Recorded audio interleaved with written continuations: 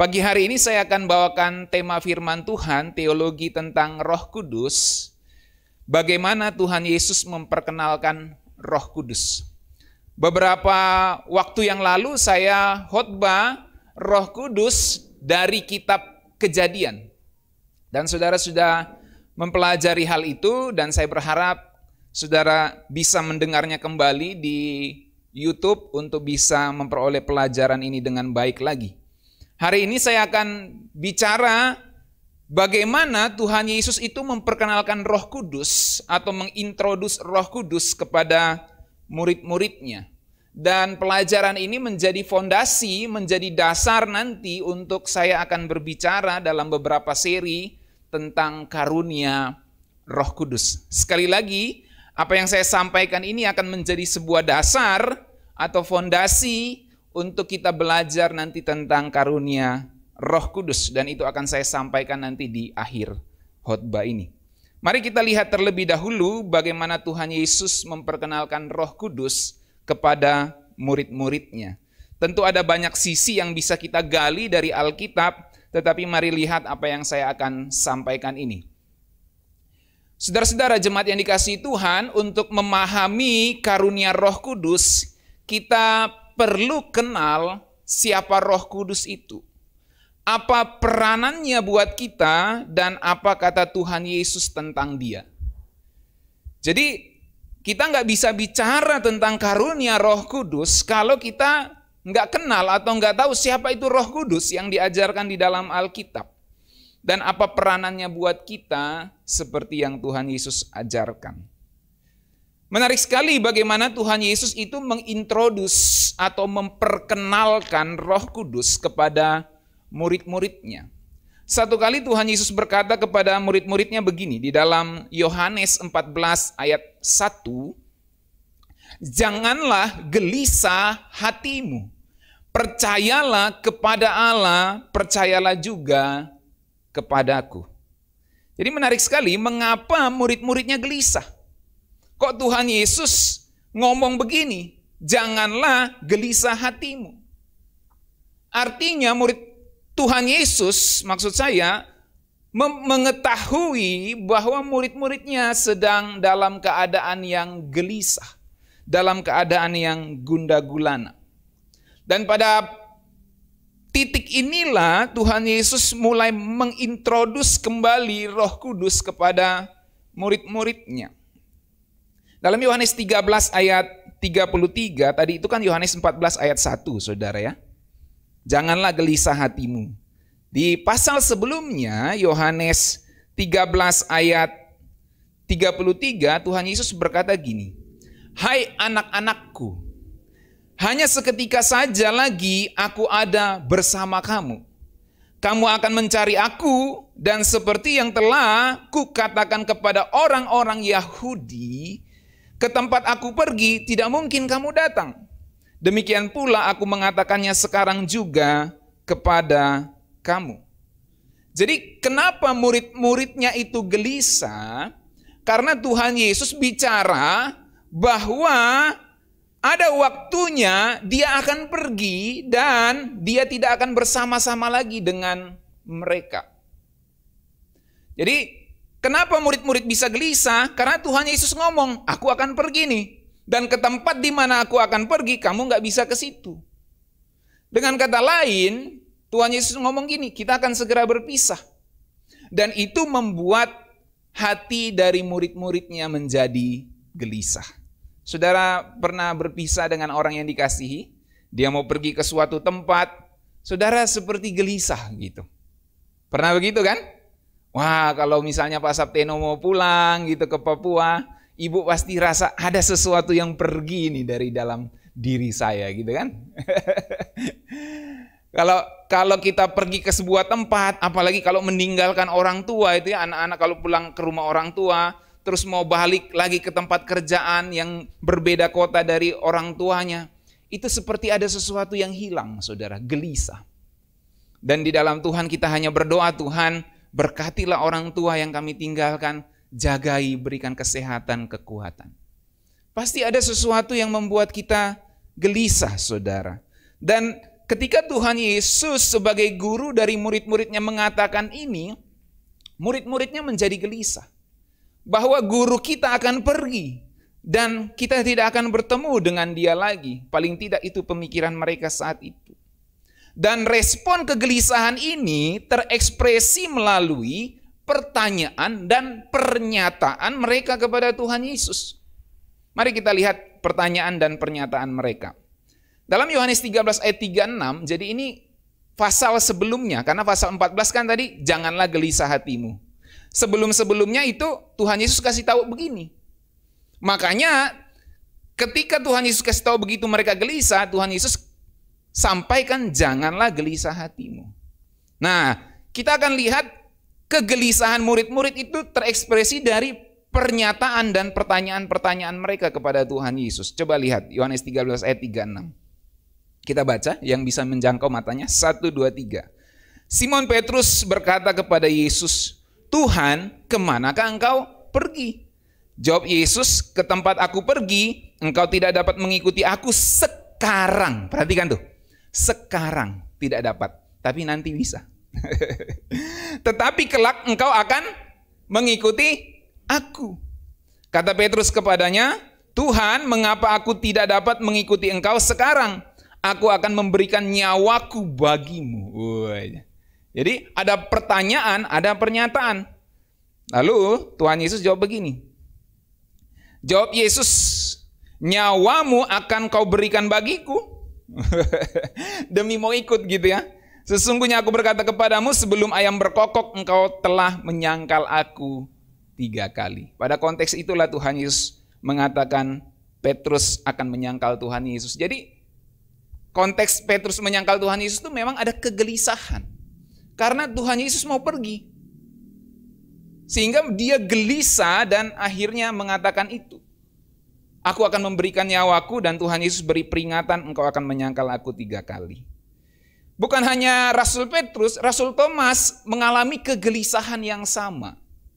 Kata Thomas kepadanya, Tuhan, kami tidak tahu kemana engkau pergi, jadi bagaimana kami tahu jalan ke situ? Yohanes 14 ayat 5. Jadi kalau saudara pikir begini ya, misalnya ada orang tua saudara ya, dia ngomong, besok saya akan pergi untuk selama-lamanya. Gelisah enggak? Wah, gelisah saudara. Ke tempat aku pergi kamu nggak bisa ke situ. Wah, gelisah. Begitu juga orang tua, begitu anaknya pergi, Mak, besok saya akan pergi. Dan ke tempat aku pergi, mama nggak bisa telepon di situ. Nggak ada sinyal, nggak ada pulsa di sini. Nggak ada wifi di sana, Mak. Itu pasti gelisah, saudara. Mamanya itu. Jadi, ekspresi kegelisahan inilah yang kemudian muncul dalam pertanyaan-pertanyaan mereka kepada Tuhan Yesus. Tuhan, kami nggak tahu kemana engkau pergi. Jadi bagaimana kami tahu jalan ke situ? Kalau Tuhan Yesus ada di zaman sekarang, mungkin dia bilang, pakai Google Map. Enggak ya, karena Google Map juga nggak bisa petakan di sana gitu ya. Waze juga nggak bisa gitu. Lalu ayat 6 kata Yesus kepadanya, akulah jalan kebenaran dan hidup. Tidak ada seorang pun yang datang kepada Bapa kalau tidak melalui aku. Jadi pertanyaan Thomas itu pertanyaan soal lokasi. Tapi dijawab oleh Tuhan Yesus dengan pertanyaan soal spiritual. Aku jalan kebenaran dan hidup. Tuhan Yesus nggak kasih tahu soal lokasi di atas sana, nanti di galaksi di gugus bintang ini, di galaksi ini, sekitar 6 galaksi dari galaksi Bima Sakti misalnya gitu. Nggak begitu kan? Dia nggak jawab soal lokasi. Ketika Thomas bertanya soal lokasi, Tuhan Yesus jawab dengan jawaban spiritual, jawaban rohani. Aku jalan kebenaran dan hidup. Nah, semua ini menunjukkan ada kegelisahan dari murid-murid. Bukan hanya Rasul Petrus dan Rasul Thomas, Rasul Filipus juga mengalami kegelisahan yang sama. Tuhan, tunjukkanlah Bapa itu kepada kami, itu sudah cukup bagi kami.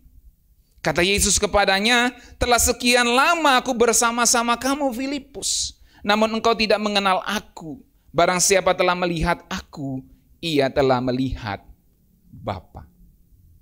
Dan Tuhan Yesus sedang ingin memperkenalkan dirinya bahwa dialah yang akan kelihatan untuk selama-lamanya nanti di kekekalan. Bukan pribadi Bapa yang selamanya tidak kelihatan.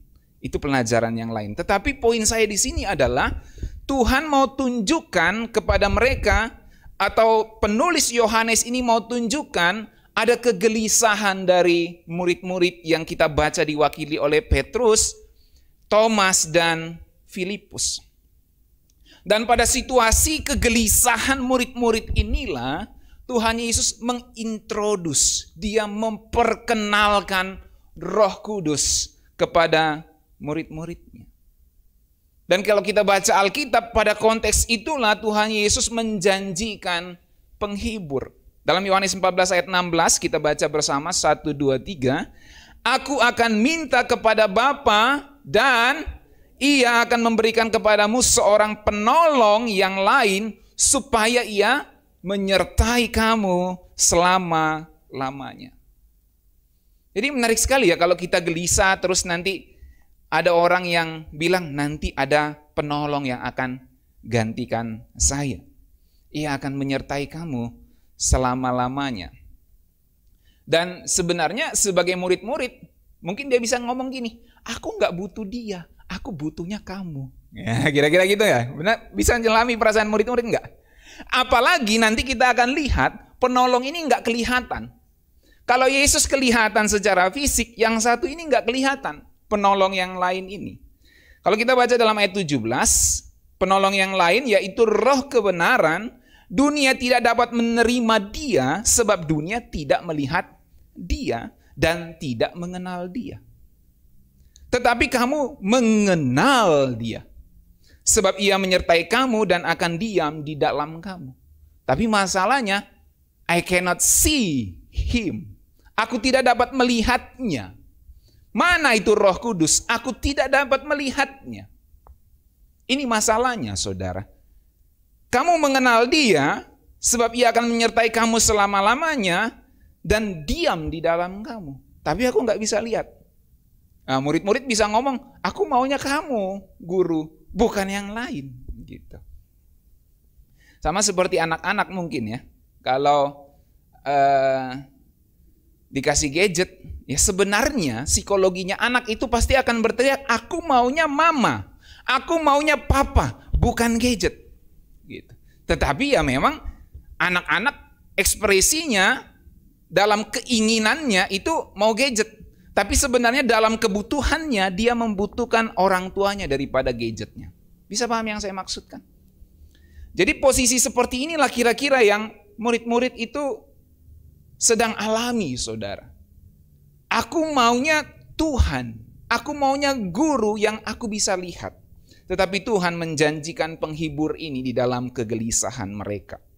Kalau kita baca Yohanes 14, Tuhan Yesus mengintrodus atau memperkenalkan Roh Kudus sebagai seorang pribadi yang diam di dalam kita dan menyertai kita. Roh Kudus itu adalah penolong, penghibur, dan roh kebenaran yang mengajarkan segala sesuatu dan mengingatkan apa yang Tuhan Yesus katakan. Kalau saudara misalnya berjalan dengan Google Map gitu, nanti kan Google Map itu akan mengingatkan. Beberapa meter lagi kamu harus belok kiri. Beberapa meter lagi kamu harus belok kanan. Kamu harus lurus terus beberapa kilometer, lalu nanti ada tanjakan di situ, naik sedikit belok kanan. Mungkin begitu ya. Jadi seperti ada sosok atau pribadi yang akan mengingatkan murid-murid atas segala sesuatu yang Tuhan Yesus pernah ajarkan kepada mereka. Bahkan ada damai sejahtera yang mengikuti pekerjaan-pekerjaan Roh Kudus ini, saudara. Coba kita baca Yohanes 14 ayat 25 dan selanjutnya. Kita baca 1, 2, 3. Semuanya itu kukatakan kepadamu selagi aku berada bersama-sama dengan kamu. Nih, selagi aku berada bersama-sama dengan kamu. Itu kalimat mengandung pengertian yang dalam. Artinya sebentar lagi aku akan tidak bersama-sama dengan kamu secara fisikly. Dan itu membuat murid-murid gelisah juga. Tapi dalam kondisi itu dia perkenalkan Roh Kudus. Tetapi penghibur, yaitu Roh Kudus yang akan diutus oleh Bapa dalam namaku, dialah yang akan mengajarkan segala sesuatu kepadamu dan akan mengingatkan kamu akan semua yang telah kukatakan kepadamu. Misalnya seorang sepasang kekasih, satu kekasihnya mau pergi ke tempat yang lain, pasti satu kekasihnya lagi gelisah. Kalau cowoknya yang mau pergi, ceweknya yang akan gelisah. Begitu juga kalau ceweknya yang pergi, cowoknya yang akan gelisah. Sehingga teleponnya akan kira-kira situasi teleponan atau chat mereka itu dalam seperti yang digambarkan oleh lagu begini. Kamu di mana? Dengan siapa? Sekarang berbuat apa? Ya kalau kemarin saya pergi ke Cicurug gitu ya, istri saya tanya, sekarang lagi apa nih? Ya supaya nggak banyak tanya-tanya lagi, saya kirim aja jadwalnya lengkap biar dia tahu saya lagi ngapain sekarang. Jadi jam segini saya lagi ngapain, lagi rapat ini, lagi pertemuan ini. Gitu ya. Jadi pasti ada keinginan untuk tahu kamu di mana, dengan siapa, sekarang berbuat apa, gitu kan. Kenapa? Karena sedang berpisah ini. Dan ketika mau pisah, Tuhan Yesus kasih tahu, nanti ada penghibur. Dia akan ajarkan, dia akan ingatkan semua yang aku pernah ngomong. Karena zaman dulu belum ada teknologi rekaman. Ya, jadi nanti Roh Kudus itu akan ingatkan, bahkan dia akan menyampaikan hal-hal yang tidak pernah aku ngomong saat ini, tetapi aku akan ngomong melalui dia. Dan itulah yang Tuhan Yesus sampaikan, saudara, kepada murid-muridnya. Dia akan mengajarkan segala sesuatu kepadamu dan akan mengingatkan kamu akan semua yang telah kukatakan kepadamu. Kalau kita baca di dalam ayat 27 lagi, damai sejahtera kutinggalkan bagimu. Damai sejahtera kuberikan kepadamu dan apa yang kuberikan tidak seperti yang diberikan dunia kepadamu. Janganlah gelisah dan gentar hatimu. Jadi ketika Roh Kudus diperkenalkan oleh Tuhan Yesus, itu adalah untuk menjawab kegelisahan para murid. Apa yang menjadi kegelisahan hati kita saat ini, saudara? Firman Tuhan datang berbicara kepada kita semua. Ada Roh Kudus yang akan menjawab setiap kegelisahan hidup kita. Yang percaya katakan amin. Amin. Ada banyak kegelisahan kita dalam hidup ini, saudara. Tentang keuangan, tentang kesehatan, tentang orang yang kita kasihi, orang yang kita sayangi. Kita hanya bisa menyelesaikan itu waktu kita berurusan dengan pribadi yang bernama Roh Kudus. Itu sebabnya sedalam-dalamnya, sebanyak-banyaknya kata yang engkau ucapkan kepada seorang yang engkau curhat, itu tidak akan menjawab sepenuhnya kegelisahan hatimu. Oke, secara teori itu melegakan, itulah gunanya konseling, bukan? Ketika kita bicara kepada seseorang ada sedikit kelegaan karena sampah-sampah batin kita itu kita keluarkan di situ. Tetapi saya mau kasih tahu, tidak sepenuhnya itu akan menyelesaikan permasalahan kita. Hanya Roh Kudus yang bisa menyelesaikannya secara sempurna. Amin. Saya sudah mendengar kesaksian dari seorang hamba Tuhan yang pernah jatuh. Dia pergi, dia tahu secara teori, karena dia pendeta, dia doktor, dia tahu secara teori bahwa saya harus pergi ke seorang konselor. Dia pergi konselor, dia pergi sana sini, dia pergi sampai ke psikiater, saudara. Bukan cuma konselor, psikiater. Yang sudah menjawab orang-orang memberikan sampai obat. Kalau psikiater tuh sampai obat, ya, bukan cuma nasihat-nasihat, tapi obat untuk ketenangan jiwa. Dan dia ngomong, pada titik akhirnya semua orang itu tidak bisa menjawab kegelisahan hati saya. Dan ketika dia datang kembali kepada Roh Kudus yang selama ini dia khotbahkan, yang selama ini dia sampaikan di mimbar-mimbar khotbahnya. Tetapi waktu itu dia melupakannya. Tapi ketika dia kembali kepada hal yang paling basic, yang paling dasar, hanya Roh Kudus yang bisa jawab kegelisahan saya. Maka dia mulai mengalami pemulihan itu, saudara. Jadi sehebat apapun, sehebat apapun seorang konselor, dia tidak akan menjawab kegelisahan hati saudara. Sebab konselor yang agung yang sesungguhnya itu adalah Tuhan Yesus. Dan dia memberikan konselornya, dia memberikan nasihatnya, konselnya itu melalui pribadi Roh Kudus. Itu sebabnya menarik sekali ketika Tuhan Yesus perkenalkan Roh Kudus itu dalam situasi yang seperti ini. Kemana engkau pergi guru? Kami nggak tahu jalan ke situ, kami gelisah sekali. Tapi dia berikan Roh Kudus untuk menjawab kegelisahan hati para murid ini. Itu sebabnya dalam Yohanes 16 ayat 7-13, Tuhan Yesus memperkenalkan Roh Kudus sebagai pribadi yang sangat berguna. Sama-sama katakan, pribadi yang sangat berguna. 1, 2, 3. Pribadi yang sangat berguna. Itu sebabnya kalau kita mengabaikan Roh Kudus, kita akan mengabaikan pribadi yang sangat berguna. Dan seringkali kita merasa diri kita tidak berguna karena kita mengabaikan pribadi yang sangat berguna itu. Bisa tangkap maksud saya? Di titik-titik terendah hidup kita, sepertinya saya ini udah nggak berguna, saya nggak ada artinya hidup di dunia ini. Saya mau bunuh diri aja. Wah, itu udah dia ngerasa useless sudah, ngerasa nggak berguna lagi.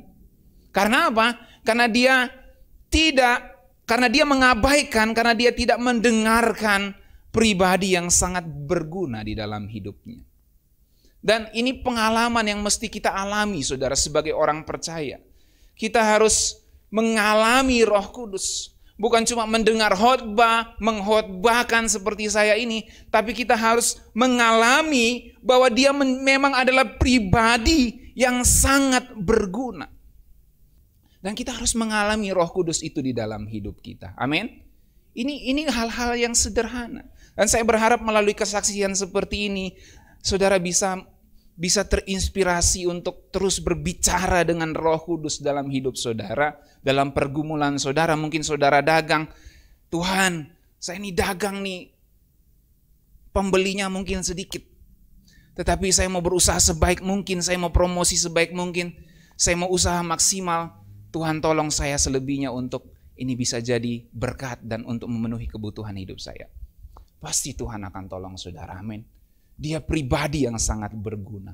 Tidak mungkin dia tidak tolong kita. Amin. Itu iman kita, saudara. Dan itu sebabnya Tuhan Yesus pernah ngomong begini.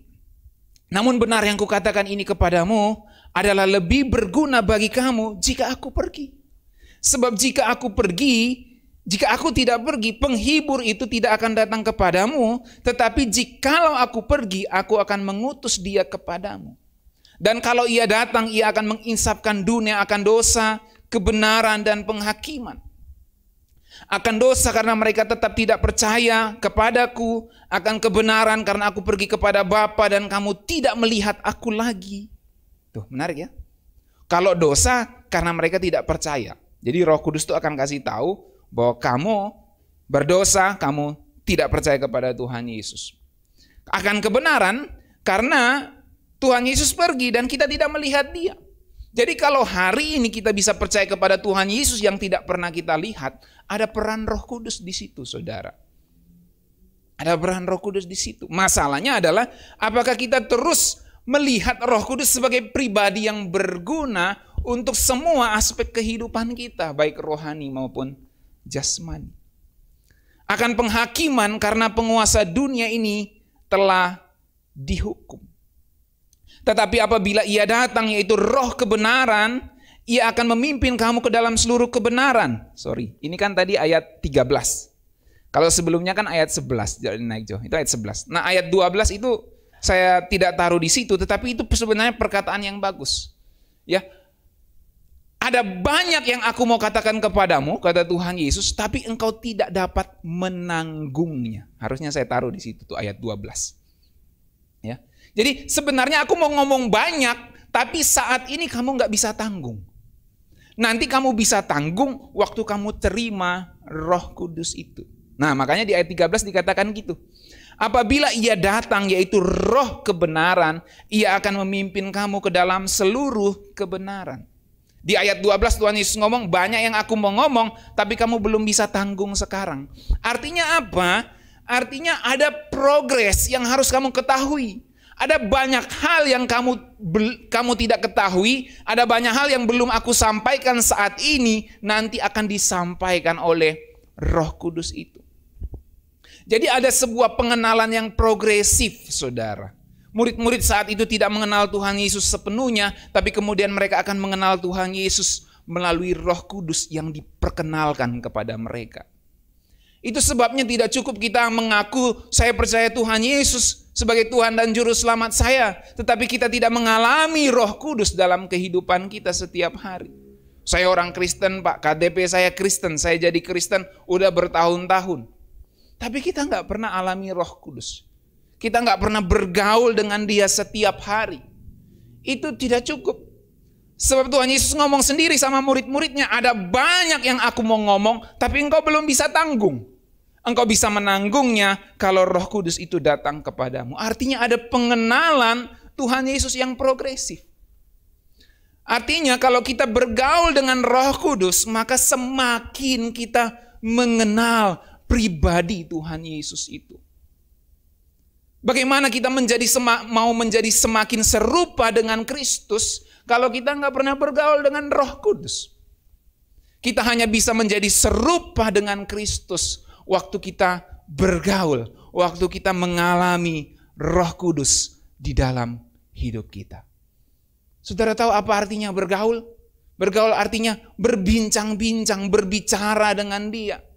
Berjumpa dengan Dia secara pribadi. Kita mengadakan sesuatu bareng-bareng, itu namanya bergaul, bukan? Kita bareng-bareng melakukannya. Kalau dia mabuk, kita juga mabuk. Bisa ngomong sama saya, kalau dia makan, kita makan karena kita bergaul dengan Dia. Jadi bergaul dengan Roh Kudus yang saya maksud itu adalah kita berbicara dengan Dia, kita berinteraksi dengan Dia. Sebab Dia bukan tenaga aktif saja, Dia adalah pribadi Allah yang hidup. Amin. Bicara dengan Dia, saudara. Dan tidak mungkin saudara tidak pernah mendengar suara Roh Kudus. Kalau saudara orang Kristen, saudara pasti pernah dengar suaranya. Masalahnya saudara kenali suaranya atau tidak. Saudara mau taat kepada suaranya atau tidak, itu masalahnya. Ia akan memimpin kamu ke dalam seluruh kebenaran, sebab ia tidak akan berkata-kata dari dirinya sendiri, itu poinnya. Roh Kudus itu tidak ngomong dari dirinya sendiri, tetapi segala sesuatu yang didengarnya itulah yang dikatakannya, dan ia akan memberitahukan kepadamu hal-hal yang akan datang. Jadi Roh Kudus memimpin kepada segala kebenaran, dan kebenaran itu adalah Tuhan Yesus sendiri. Artinya kita butuh Roh Kudus untuk mengenal siapa Tuhan Yesus. Kita nggak bisa kenal Tuhan Yesus itu hanya dari khotbah seperti ini, saudara. Dari pengajaran dari mimbar, kita nggak bisa kenal Tuhan Yesus itu hanya dari teori, dari pengajaran yang dari mimbar ini. Itu sebabnya kalau mau dipresentasi, saudara bisa mengenal Tuhan Yesus dari mimbar ini mungkin hanya 40 atau 30%. Atau bahkan mungkin 20%. Karena itu pengenalan secara kognitif saja. Tetapi saudara bisa mengenal Tuhan Yesus sungguh-sungguh waktu saudara mengalami Roh Kudus di dalam hidup kita. Waktu kita berinteraksi dengan Roh Kudus dalam hidup kita. Di situ kita akan mengenal Tuhan Yesus seperti apa pribadinya itu. Bisa paham saudara? Karena Roh Kudus itu memimpin kepada segala kebenaran. Dan kebenaran itu terangkum di dalam Tuhan Yesus Kristus. Dan kita tidak mungkin akan mengenal kebenaran itu kalau kita tidak berinteraksi dengan Roh Kudus. Semakin kita bergaul erat, berinteraksi dengan Roh Kudus, maka pribadi Tuhan Yesus yang semakin nampak. Itu sebabnya kalau ada orang yang sering berbicara, Tuhan bicara kepada saya, Roh Kudus bicara kepada saya, saudara lihat saja hidupnya. Kalau hidupnya menampilkan karakter Kristus, berarti benar Roh Kudus yang bicara kepada dia.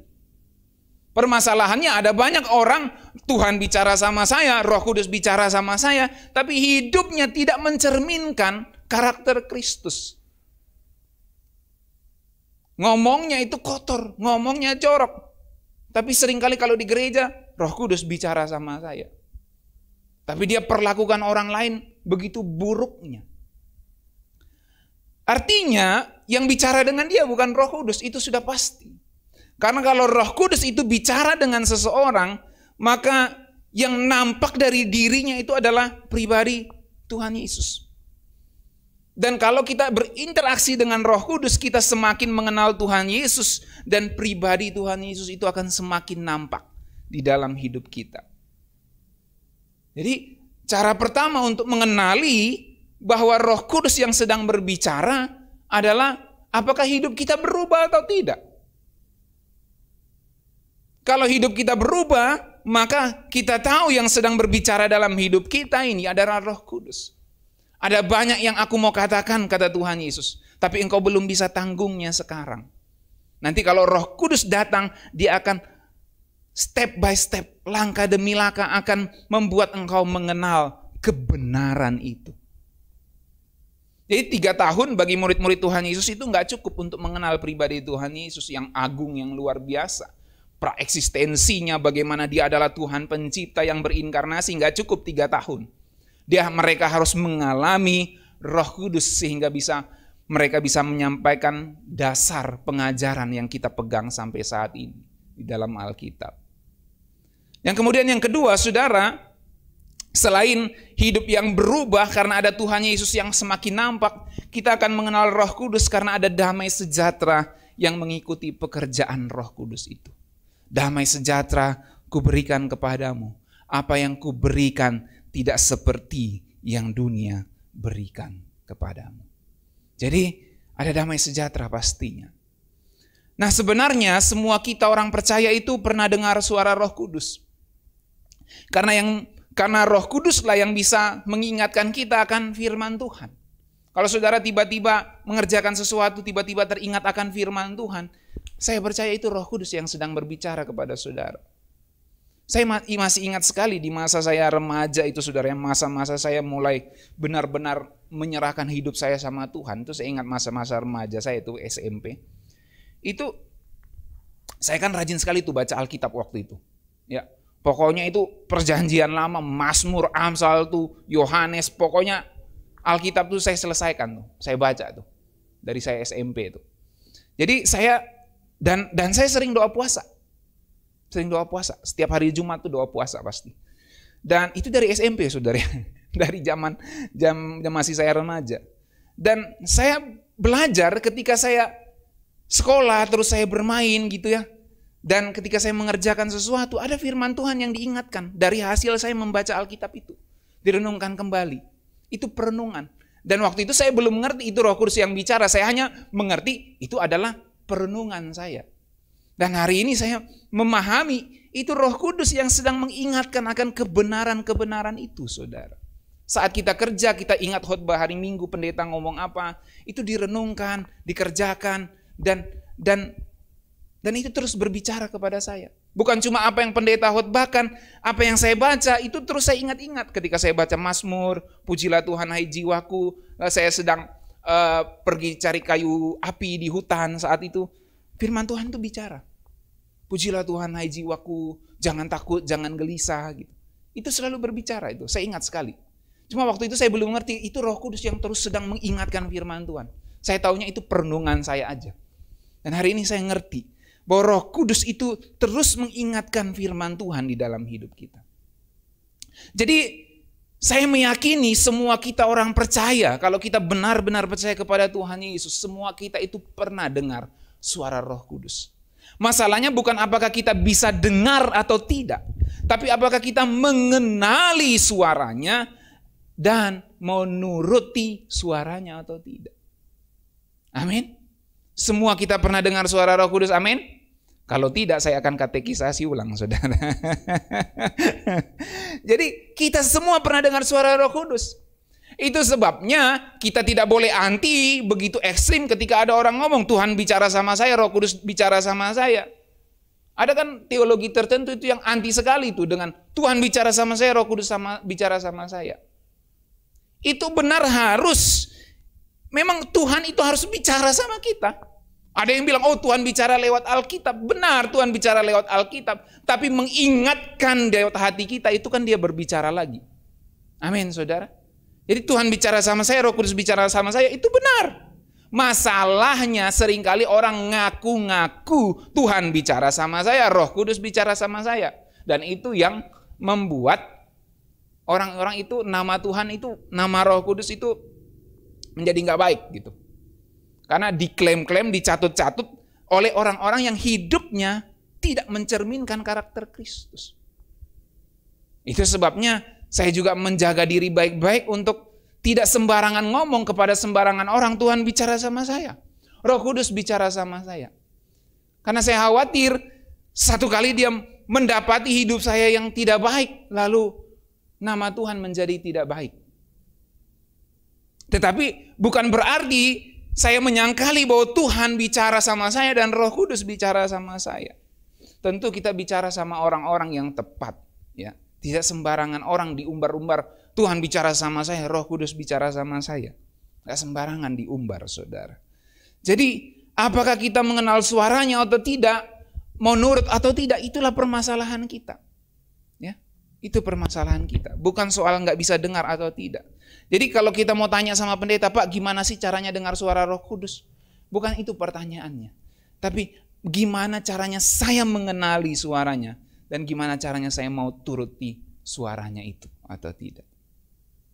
Itulah sebabnya dalam Yohanes 7 ayat 37-39, Tuhan Yesus juga mengintroduce Roh Kudus dalam konteks ini, saudara. Mari kita baca 7 ayat 37, 1, 2, 3. Dan pada hari terakhir, yaitu pada puncak perayaan itu, Yesus berdiri dan berseru, barang siapa haus, baiklah ia datang kepadaku dan minum. Ayat 38. Barang siapa percaya kepadaku seperti yang dikatakan oleh kitab suci, dari dalam hatinya akan mengalir aliran-aliran air hidup.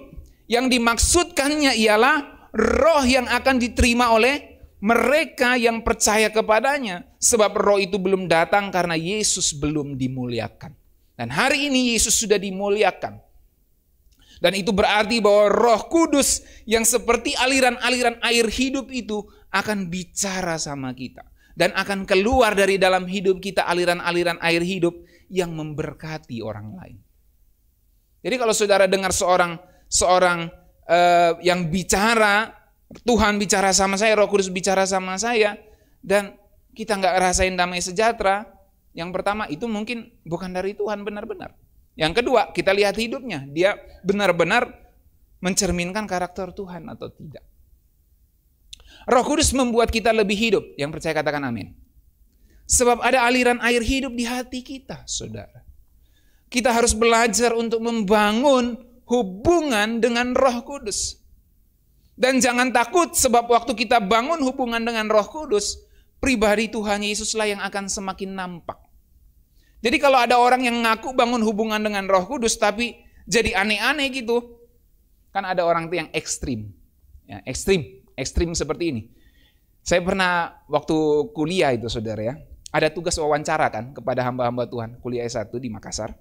Kami ada tugas wawancara kepada hamba-hamba Tuhan. Waktu itu saya dapat pergi ke sebuah gereja yang tentu dengan teman-teman yang, ya saudara tahu lah, yang perjamuan kudus setiap minggu itu. Nah, jadi pergi sana gitu kan, ekstrim tuh kan. Ya lepas dari sebuah kontroversinya, tentu kita menghargai setiap pengajaran yang ada di setiap gereja. Tetapi waktu itu saya dapat wawancarai sama pendetanya. Jadi waktu saya datang ke gereja itu, pendetanya katanya belum datang, ibadah sudah memulai. Nah lalu pendetanya datang tuh dengan mobilnya. Nah, akhirnya karena sudah ngomong dengan pengurusnya, oh Pak Pendeta lagi nunggu di mobil. Akhirnya kami masuk tuh. Ya, kami masuk wawancara di mobilnya gitu, namanya mahasiswa kan jarang pakai AC. Jadi waktu masuk ke mobil yang mewah, saat itu mobilnya mewah, pakai AC, adem banget sudah. Akhirnya kami wawancara. Sambil wawancara itu, pendetanya itu bahasa roh terus. Wah, lama. Bahasa roh, saudara. Ya, saya kan dari gereja Pantekosta, jadi saya memaklumi. Cuma teman-teman saya ini yang totok-totok ema Injil ini. Waduh, ngeri banget deh. Kalau saya udah biasa, karena dari kecil saya orang Pantekosta, ya, udah biasa dengar-dengar kayak gitu. Oh, sambil kita nanya-nanya gini, Mas. Sedikit diam, oh, lama gitu, bahasa roh terus, saudara, ya. Jadi cukup ekstrim gitu. Nah, saya nggak nyalain itu. Yang penting hidup pendeta itu tentu jadi berkat, nggak masalah bagi saya. Ya, sebab saya juga mengalami karunia-karunia seperti itu, saudara. Tetapi saya harus menempatkan diri saya dengan baik supaya karunia kita itu tidak menjadi batu sandungan bagi orang lain. Nah, tapi poin saya di sini adalah waktu kita bangun hubungan dengan Roh Kudus, kita nggak usah takut. Sebab kalau benar Roh Kudus yang berinteraksi dengan kita, maka semakin kita berinteraksi dengan Roh Kudus, semakin pribadi Tuhan Yesus yang nampak. Karena apa? Karena Roh Kudus itu hanya menyampaikan apa yang dari Tuhan Yesus. Sehingga kalau kita terus berinteraksi dengan Roh Kudus, kita semakin mengenal Tuhan Yesus, maka pribadi Tuhan Yesus itu demikian terimers, terbenam, tersaturasi, terjenuhkan dalam hidup kita, sehingga seperti larutan yang dijenuhkan terus dengan air garam atau air gula, itu akan semakin kelihatan jenuhnya itu. Dari air jernih ditaruh terus garam, semakin nampaklah kejenuhannya itu. Jenuh dalam arti positif di sini. Jadi semakin kita diisi dengan Tuhan Yesus, semakin nampaklah pribadi Tuhan Yesus itu di dalam hidup kita. Amin. Air yang bening diisi dengan teh, terus dicelup-celup dengan teh, lama-lama jadi benar-benar tua. Teh tua, benar nggak? Kan ada teh muda, teh tua gitu ya. Bukan teh orang Sunda itu ya. Teh minuman teh itu, saudara. Semakin lama dibenamkan, semakin tua itu teh. Saudara bukan pencinta teh, pencinta kopi. Pakai ilustrasi kopi. Dari air jernih, kita semakin kasih kopi, apalagi kopi Toraja. Yang dibawa Evangelis Resti itu, yang tidak pernah kami minum. Karena kami bukan kopi lover, saudara. Semakin kita taruh itu kopi, semakin pahit kopinya, semakin hitam kopinya, semakin black dia. Karena apa? Karena semakin terjenuhkan. Dan semakin kita tahu itu kopi. Demikianlah kita mengerti kalau Roh Kudus itu terus menjenuhkan, mensaturasi hidup kita ini, maka pribadi Kristuslah yang akan semakin nampak. Maka seperti kopinya semakin terasa, demikianlah orang bisa merasakan Tuhan Yesus semakin terasa lewat hidup kita. Amin. Saudara bisa paham sekarang? Jadi kalau kita nggak ngalami Roh Kudus, kita nggak mungkin akan menggenapi lagu yang sering kita nyanyikan. Ku mau sepertimu Yesus, disempurnakan selalu. Dalam 2 Korintus 13 ayat 13, saya akan ada di slide-slide terakhir. Kasih karunia Tuhan Yesus Kristus dan kasih Allah dan persekutuan Roh Kudus menyertai kamu sekalian. Kalau kita lihat konteksnya 2 Korintus 13 itu adalah doa supaya jemaat mengalami kasih karunia Tuhan Yesus dan kasih Allah Bapa serta persekutuan. Dalam bahasa Inggrisnya bisa communion, bisa fellowship dengan Roh Kudus. Jadi penting sekali kasih karunia Tuhan Yesus dan kasih Allah Bapa serta communion, fellowship, persekutuan dengan Roh Kudus itu menyertai kita sekalian. Sekali lagi, bukan cuma kasih karunia Tuhan Yesus dan kasih karunia Allah Bapa, tapi persekutuan, itu kata kuncinya. Communion, fellowship dengan Roh Kudus itu harus menyertai kita sekalian. Dan kalau kita lihat, nah ini menariknya sini. Persekutuan di situ dalam bahasa Yunaninya adalah koinonia. Koinonia itu bisa berarti kemitraan. Kemitraan dengan Roh Kudus itu penting menyertai kita. Yang percaya katakan amin. Partisipasi, hubungan, intercourse, hubungan yang intim. Manfaat, karena dia pribadi yang sangat berguna. Distribusi, persekutuan dengan Roh Kudus itu harus menyertai kehidupan kita. Nah, pada titik inilah kita mengerti, saudara, bahwa Roh Kudus itu memberikan karunia-karunia. Ini yang saya janjikan di awal khotbah tadi. Setelah kita melihat bagaimana Tuhan Yesus mengintroduksi Roh Kudus, kita akan mulai melihat dasar bagaimana Tuhan Yesus nanti dan para rasul bicara tentang karunia-karunia Roh Kudus. Kita memahami bahwa Roh Kudus memberikan karunia-karunia karena Dia adalah mitra kita. Dia adalah distributor segala kuasa di sorga. Distributor itu adalah penyalur. Kita tahu itu bersama. Yang biasanya ambil dari produsen lalu jual ke agen, ya, atau ke toko-toko.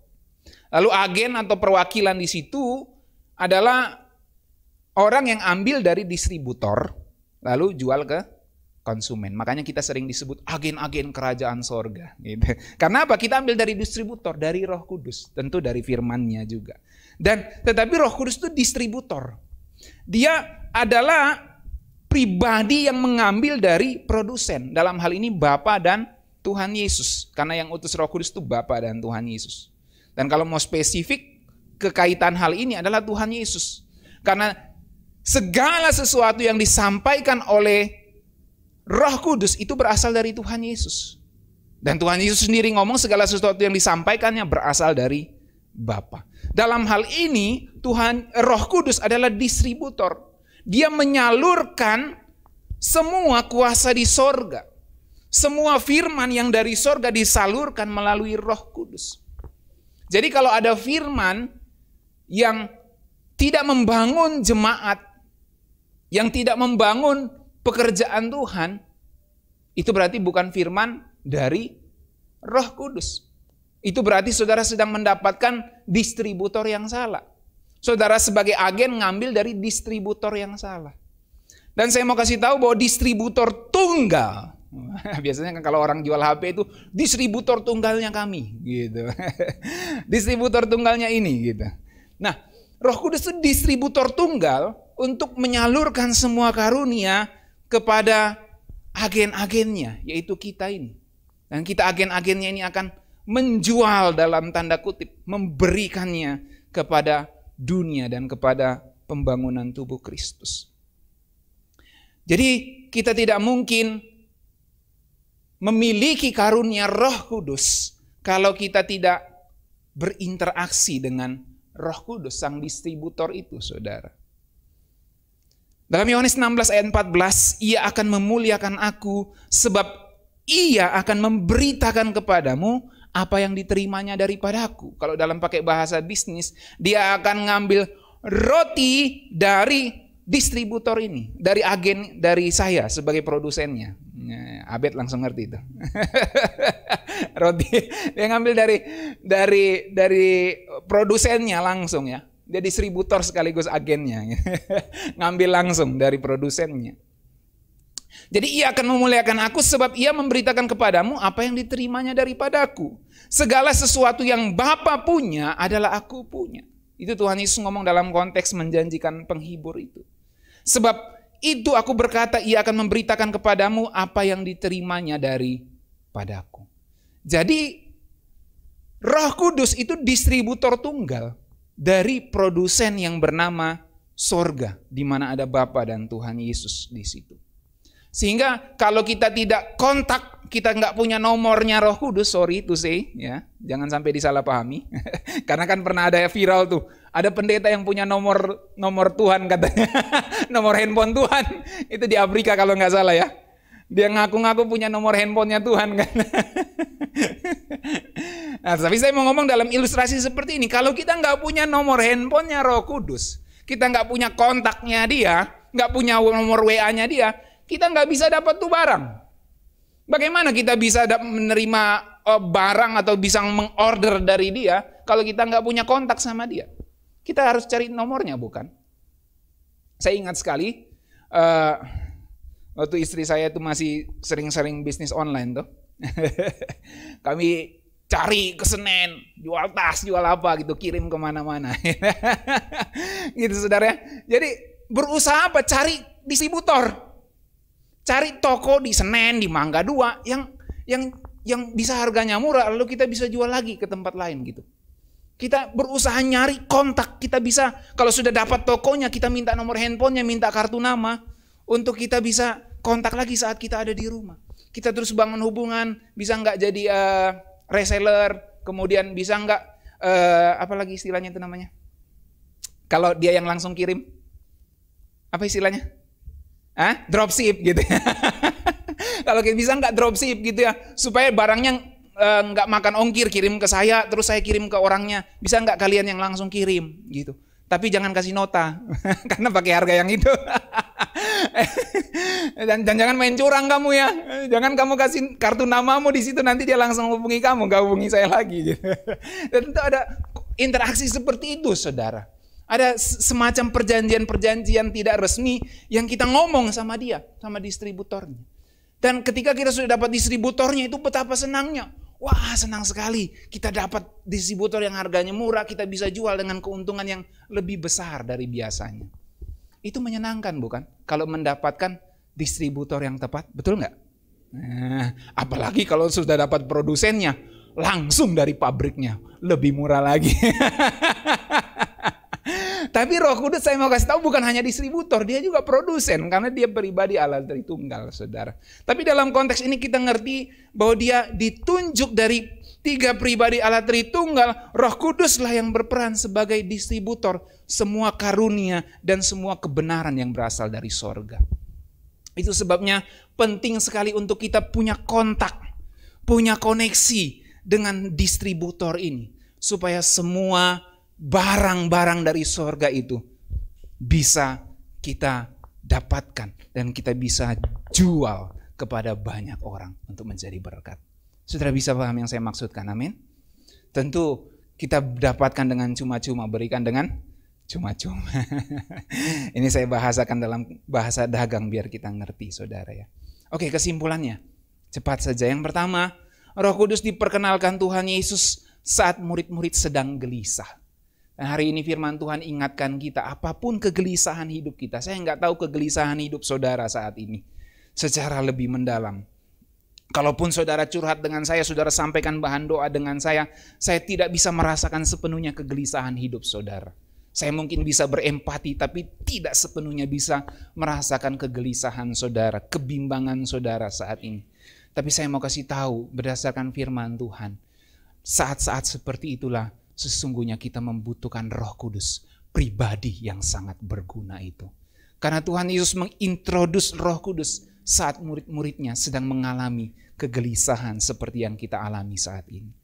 Yang kedua, Roh Kudus diperkenalkan sebagai pribadi yang sangat berguna. Kalau kita ngerasa hidup kita nggak berguna, useless, mungkin karena kita sudah tidak berbicara, berinteraksi dengan Dia lagi. Mari terus berinteraksi dengan Dia. Yang ketiga, Roh Kudus adalah distributor karunia Roh Kudus. Dia distributor tunggal. Kita nggak bisa dapat tuh barang kalau kita nggak bisa kontak dengan Roh Kudus. Nggak interaksi dengan Dia. Amin, saudara. Jadi ini menjadi dasar untuk nanti kita bicara tentang karunia Roh Kudus. Dan saya kasih spoiler sedikit. Ya, bukan cuma film yang ada spoilernya. Nanti saat saya bicara tentang karunia Roh Kudus, saya mau kasih tahu bahwa di dalam Alkitab, karunia Roh Kudus itu berkaitan dengan 3 hal. Baptisan, air maupun baptisan Roh Kudus, berkaitan dengan tubuh Kristus, dan berkaitan dengan soal kemurtadan yang ada dalam kitab Ibrani. Oke, itu spoilernya. Saya berharap saudara akan semangat untuk kita terus belajar kebenaran firman Tuhan ini. Saudara belajar sesuatu sampai sini, amin? Dapat sesuatu, amin? Mari kita berdoa. Bapa di sorga, kami berterima kasih untuk kebenaran firman-Mu, mengingatkan kami lagi untuk kami terus berinteraksi dengan Roh Kudus. Beberapa dari kami saat ini mungkin mengalami kegelisahan yang ada di sini maupun yang ada mengikuti secara online maupun yang akan mendengarkan rekamannya di YouTube nanti. Tuhan, hamba berdoa untuk setiap hati yang gelisah, Roh Kudus berbicara kepada mereka. Engkau pribadi yang sangat berguna itu. Tuhan, kami mau buka hati kami untuk Engkau terus berbicara kepada kami. Dan biarlah kami dapat mengenali dan mentaati Roh Kudus yang selalu berbicara di dalam kehidupan kami. Kami bersyukur juga bahwa Roh Kudus adalah distributor tunggal untuk karunia-karunia rohani kami. Biarlah kami dapat terus berinteraksi dengan Roh Kudus. Untuk kami dapat terus mengaktifkan, untuk dapat terus menggunakan setiap karunia yang ada pada kami untuk kemuliaan Tuhan Yesus. Kami bersyukur buat firman-Mu saat ini. Di dalam nama Tuhan Yesus kami berdoa. Haleluya. Kita semua yang percaya katakan amin. Tuhan berkati kita sekalian.